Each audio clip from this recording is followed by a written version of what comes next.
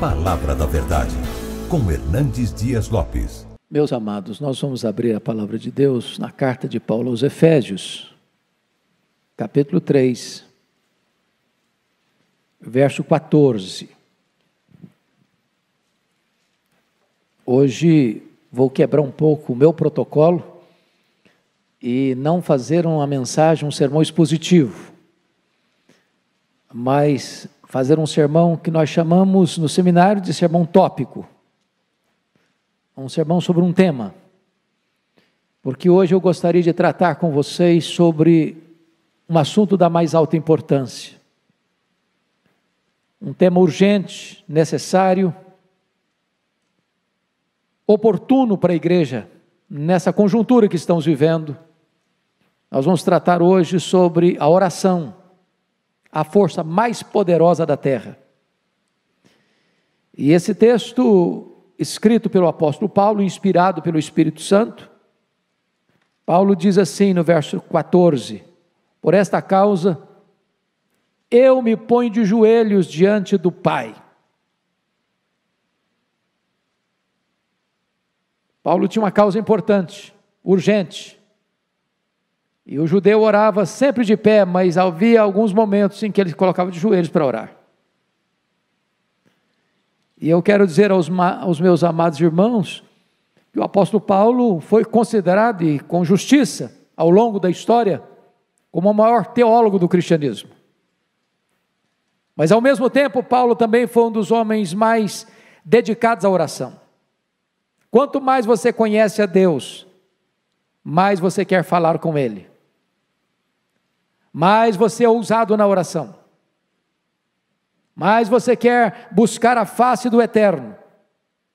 Isso porque não tem cristianismo sem oração, não tem crente cheio do Espírito Santo sem oração, não tem poder de Deus para a igreja sem oração, não tem avivamento sem oração, não tem abundantes conversões sem oração, não há milagres na terra sem oração. Então, eu gostaria de conclamar você para nós entendermos o poder da oração. E eu queria, a título ainda de introdução desta palavra, fazer uma espécie de apanhado nas Escrituras, para ver se as pessoas que viveram antes de nós, no período bíblico, foram pessoas comprometidas com oração.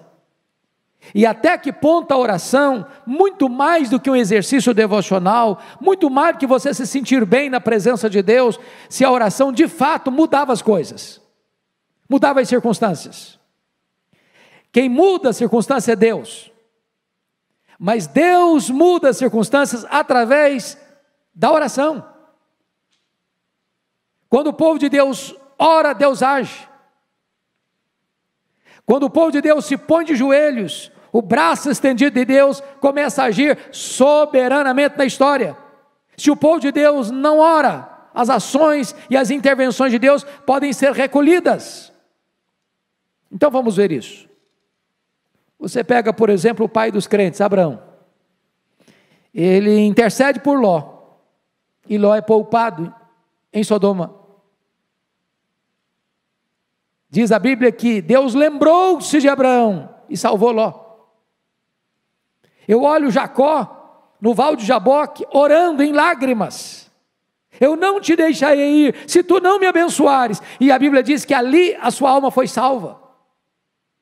Eu encontro um Moisés orando em Cades Barneia, diante de uma situação crítica, porque Deus havia tomado a decisão de destruir aquele povo, e começaram uma nova nação através de Moisés, e Moisés se coloca na brecha em favor do povo, e diz: Deus, perdoa este povo, ou risco o meu nome que escreveste, e Deus poupou a nação de Israel, em resposta à oração de Moisés.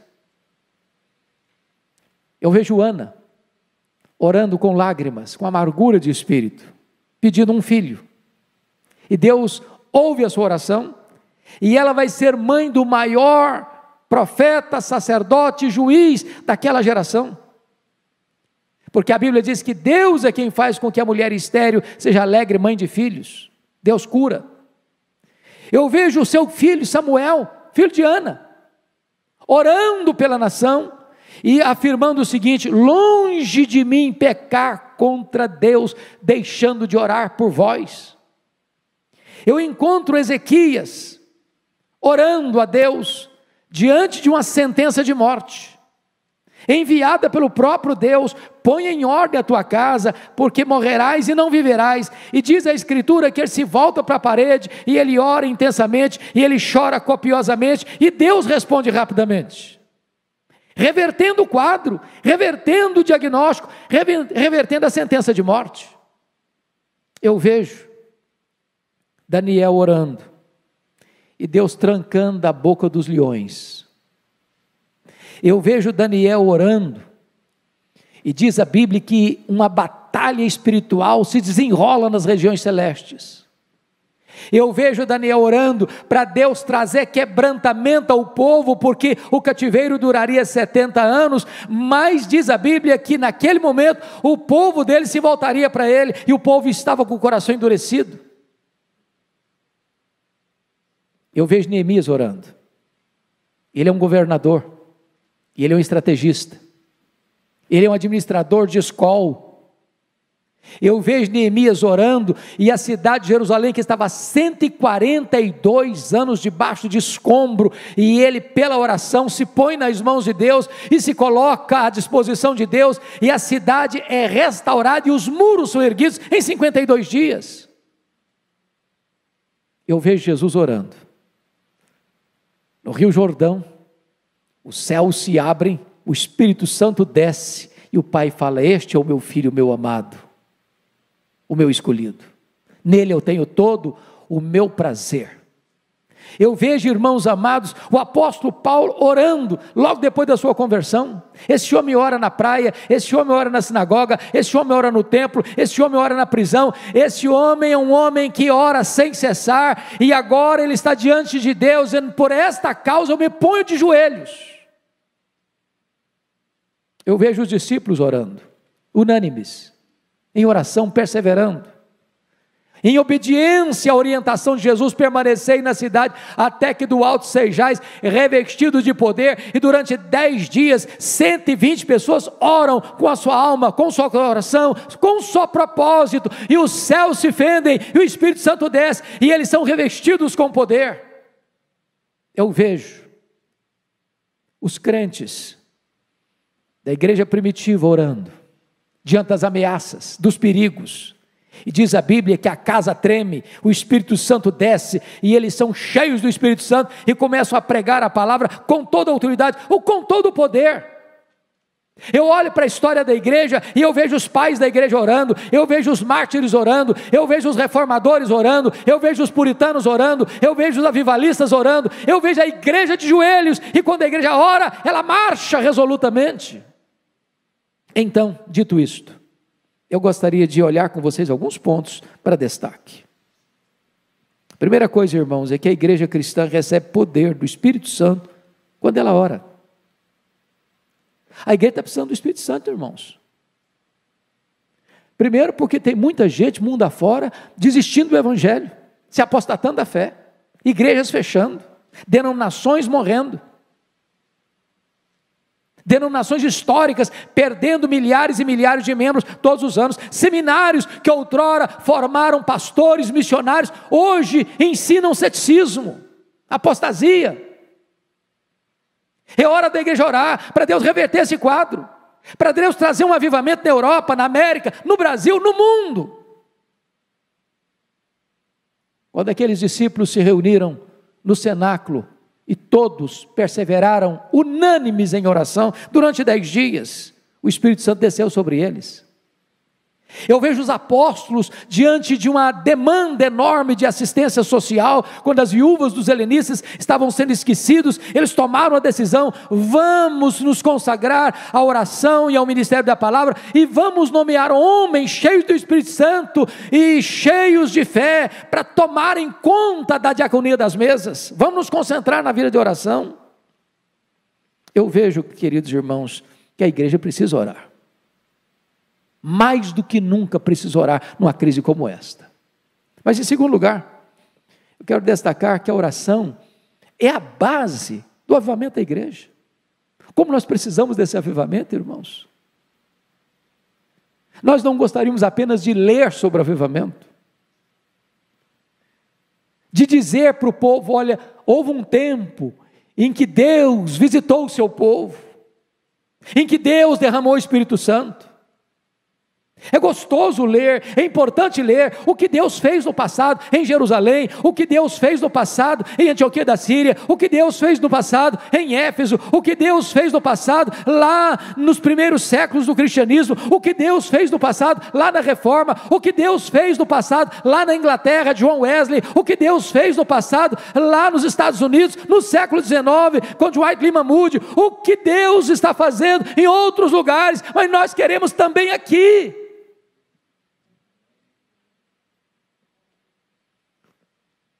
Eu disse para o pastor Arival hoje no escritório, uma coisa que me marcou muito, quando nós fomos a Quacisabanto, ver aquele avivamento que ocorreu em 1966, e quando nós fomos, era 1991,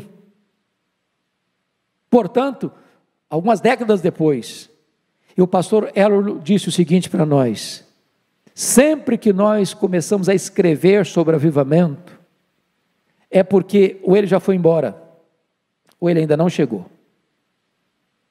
Porque quando ele chega, você não tem tempo para escrever nada, você só tem tempo para viver aquela experiência gloriosa. Como nós precisamos, irmãos, de um sopro de Deus, de um alento de Deus, de uma visitação poderosa de Deus, de uma manifestação do poder de Deus, tirando as cinzas, soprando as brasas, inflamando o nosso coração. Quantas pessoas apáticas, quantas pessoas acuadas, com medo, desesperadas, quantas pessoas que encontram até na pandemia uma boa desculpa para não estar na casa de Deus, quantas pessoas acovardadas. E hoje eu disse para o pastor Arival, quando entrei, me emocionei muito de ver essa querida irmã aqui no banco da frente, num balão de oxigênio, na casa de Deus. Ela tinha todos os motivos para dizer: eu não vou, eu não posso ir, e ela está aqui. Quanta gente com saúde, que arranja uma boa desculpa para não vir.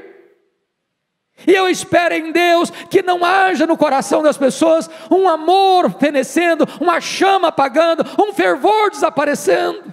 Precisamos de avivamento, precisamos de um sopro do Espírito. Se o meu povo, que se chama pelo meu nome, se humilhar e orar e me buscar, e se converter de seus maus caminhos, então eu ouvirei dos céus, eu perdoarei os seus pecados, eu sararei a sua terra. É promessa de Deus, é promessa de Deus, que Ele vai derramar o Espírito Santo sobre o sedento. É preciso ter sede de Deus, para que o Espírito Santo desça. Quem não tem sede de Deus, não tem avivamento, irmãos. Às vezes estamos dando sede de tanta coisa, de dinheiro, de sucesso, de saúde, de fama, de progresso, de prestígio. É preciso que a igreja tenha sede de Deus.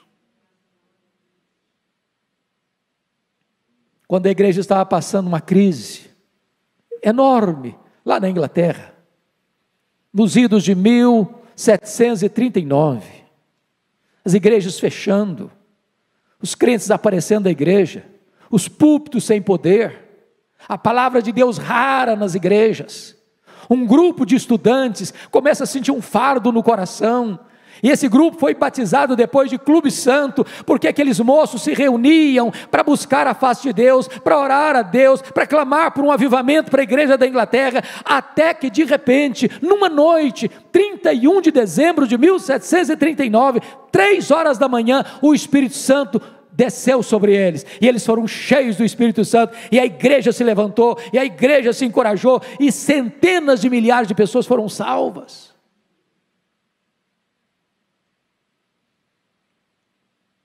No século XIX, novamente, quando a Inglaterra estava varrida pelo liberalismo teológico, Deus levantou um homem chamado Charles Haddon Spurgeon, E aquele homem pregava para 12 mil pessoas todo domingo, todo domingo, todo domingo. E alguém perguntou: mas qual é o segredo de tanta gente vir, e de tantas mudanças, de tantas conversões, de tanta manifestação do poder de Deus? Ele disse: é a reunião de oração da igreja na segunda-feira. Essa reunião de oração é a usina de poder da igreja.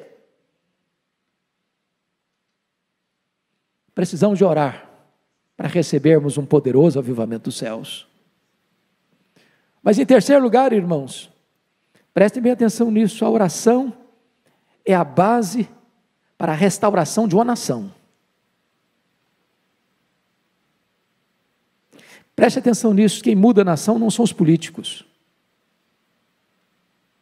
A igreja precisa entender que está na mão da igreja esta usina de poder, esta arma mais poderosa do mundo. É Deus quem põe no trono e tira do trono. É Deus quem levanta uma nação e faz baixar uma nação, cair uma nação. Olha para a história e você verá isso. Quando Ezequias orou, diz a Bíblia que Deus livrou Jerusalém e o seu reino, o reino de Judá, de um ataque terrível, de um poderosíssimo império que já havia derrubado o reino do norte, Samaria. Deus poupou a nação em resposta à oração do líder daquela nação. O doutor Edwin Orr, que talvez foi a maior autoridade sobre o avivamento no século XX, que esteve aqui no Brasil, no centenário da Igreja Presbiteriana do Brasil, narra sobre o colapso econômico que atingiu os Estados Unidos nos idos de 1850. Ele diz que naquela época os bancos faliram e fracassaram. Os empresários estavam em crise. As estradas de ferro faliram. As fábricas fecharam. Milhões de trabalhadores desempregados. É um cenário muito parecido, às vezes, com o que nós estamos começando a assistir no Brasil e no mundo. A economia colapsando. A saúde entrando numa situação, como já foi descrita aqui pelo pastor Orival, de adversidade, porque quando você acha que a coisa está melhorando, de repente surge uma novidade, que contraria a expectativa, ou mesmo o saber da ciência, e muda tudo.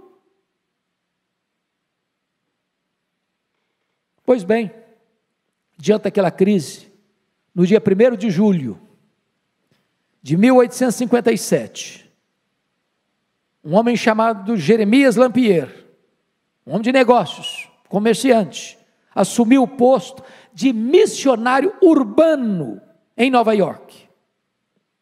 A sua denominação estava perdendo milhares de membros todos os anos. E Jeremias Lampier imprimiu um folheto e distribuiu em Nova York. No dia 23 de setembro de 1857, ele começa uma reunião de oração no hotel.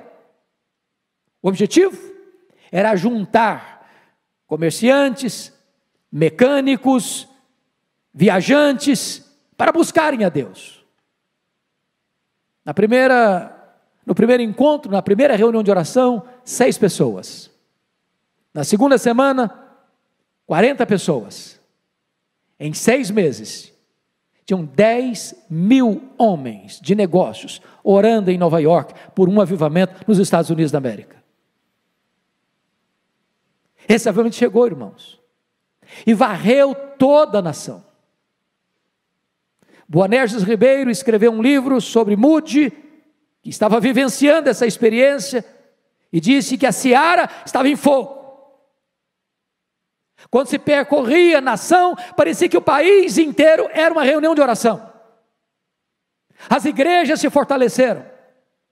Como fruto desse avivamento, um jovem que estudava em Princeton, ao escutar um sermão do seu professor Charles Hodge, pregando sobre obra missionária, ele sentiu o chamado de Deus e veio para o Brasil, Ashbel Green Simonton, com 26 anos, para plantar a igreja presbiteriana do Brasil.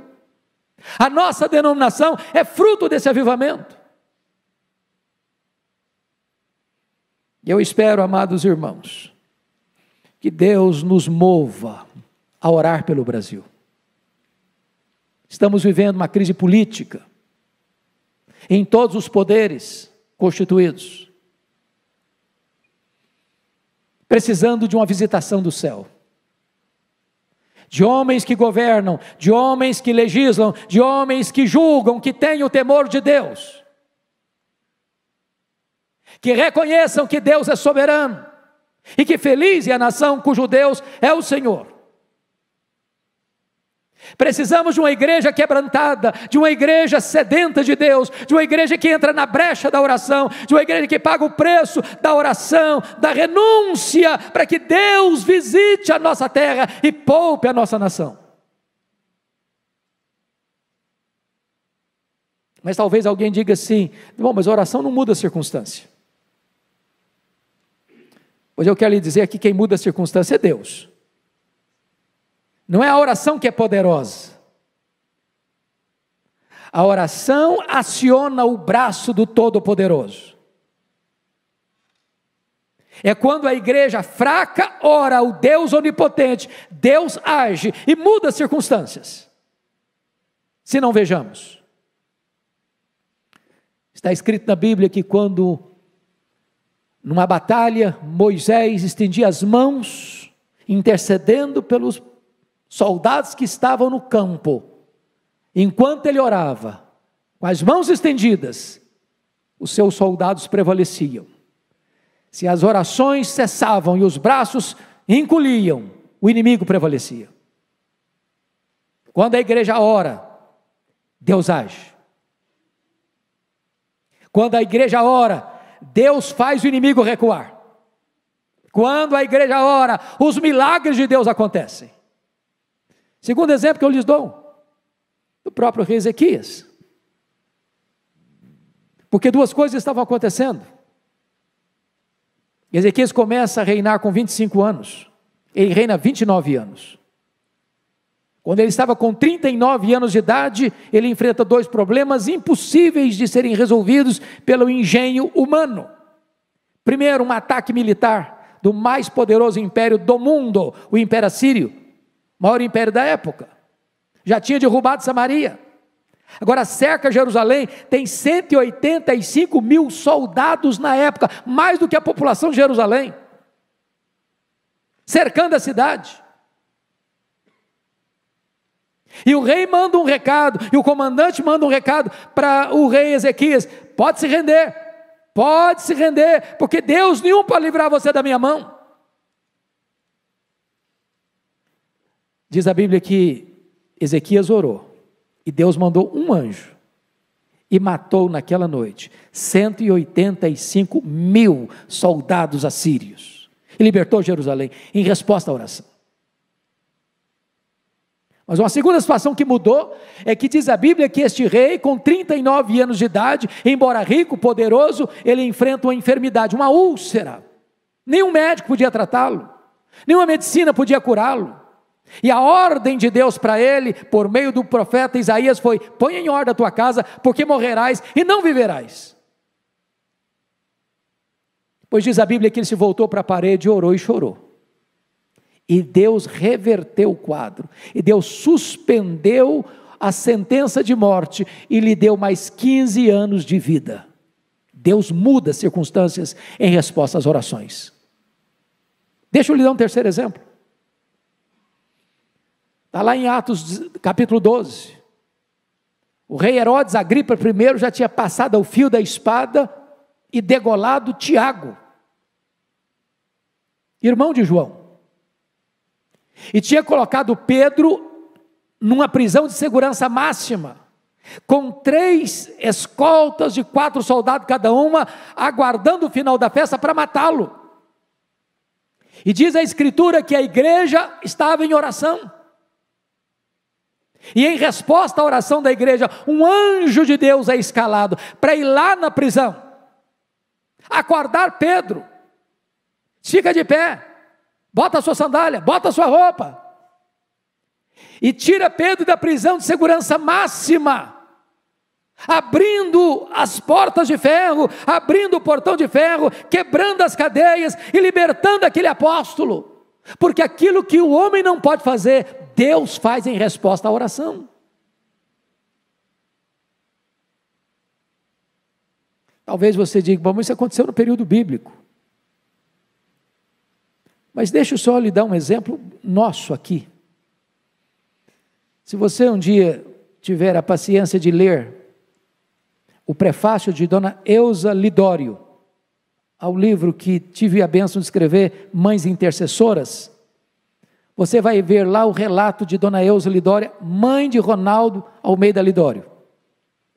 Quando ele estava pregando no Peru, entre o Sendero Luminoso, quando aqueles terroristas entraram dentro da igreja onde Ronaldo estava pregando, e botaram a mão nele, e o encapuzaram, e o jogaram dentro de um carro, e levaram-no para o paredão onde eram fuzilados.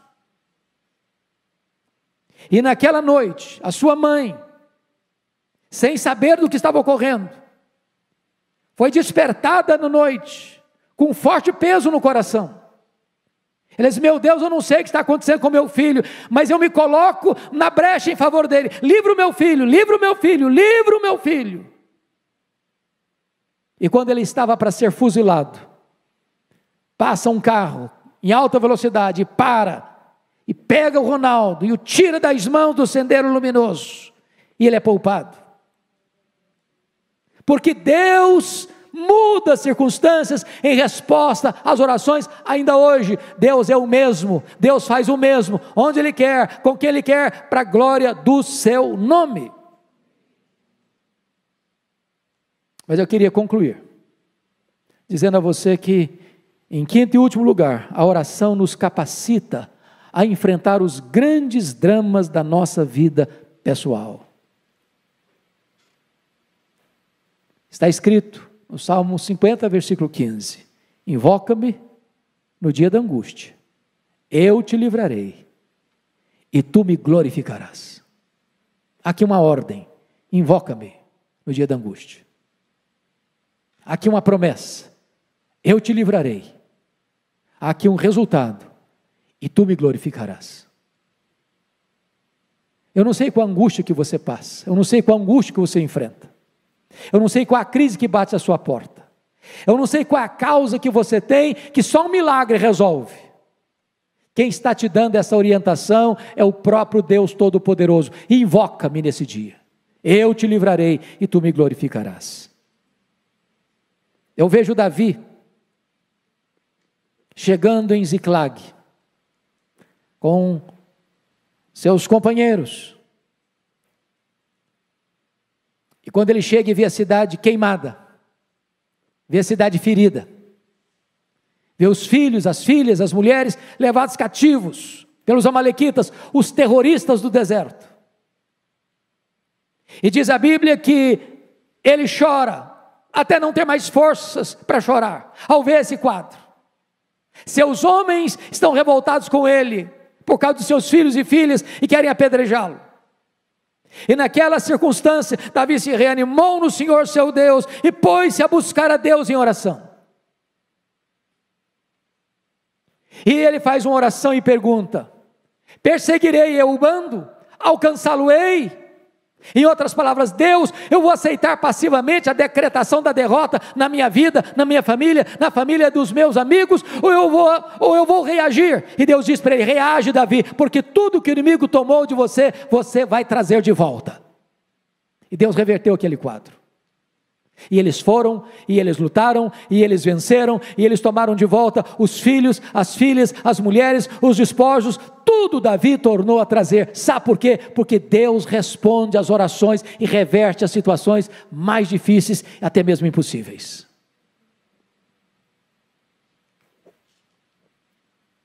Quero concluir, para mim, com um exemplo máximo do que Deus pode fazer por meio da oração. A experiência do próprio Jesus, o Filho de Deus. Quando ele entrou no Getsêmani, naquela noite fatídica, onde ele foi preso, cuspido, esbordoado e julgado pelo Sinédrio e acusado de blasfêmia e conspiração, diz a Escritura que ao ficar apenas com os 3 discípulos mais próximos, Pedro, Tiago e João, ele abre o coração para eles e diz: a minha alma está profundamente triste até a morte, ficai comigo, vigiai comigo.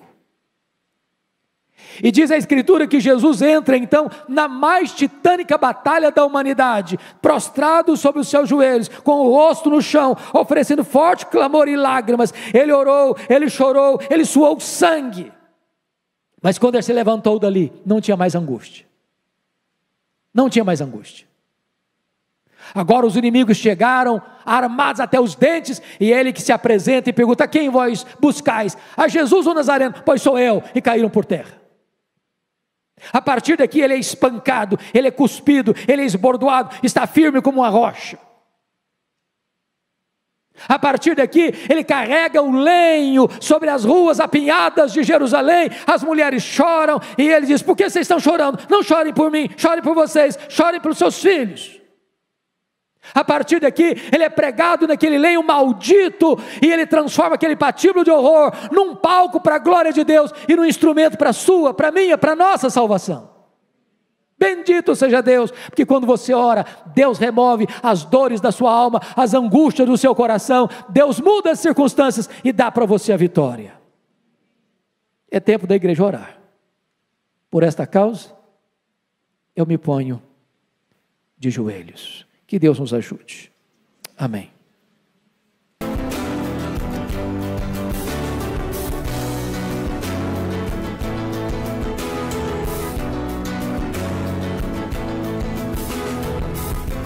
Palavra da Verdade, com Hernandes Dias Lopes.